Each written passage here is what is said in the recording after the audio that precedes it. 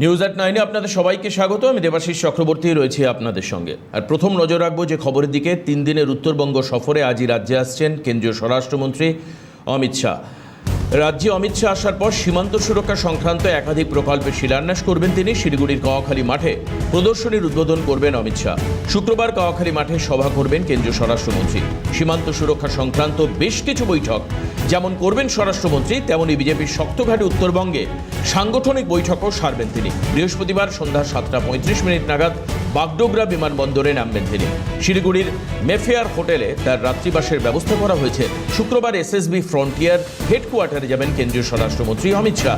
দুপুর 11:45 থেকে 1টা পর্যন্ত সীমান্ত সুরক্ষা সংক্রান্ত একাধিক প্রকল্পের শিলান্যাস করবেন তিনি। এদিন দুপুরে জওয়ানদের সঙ্গে মধ্যাহ্নভোজ সারবেন অমিত শাহ। সীমান্ত সুরক্ষা সংক্রান্ত একটি বৈঠক সেরে বিকেলে কাওয়াখালী মাঠে ন্যায় সংহিতা সংক্রান্ত প্রদর্শনীর উদ্বোধন করবেন তিনি।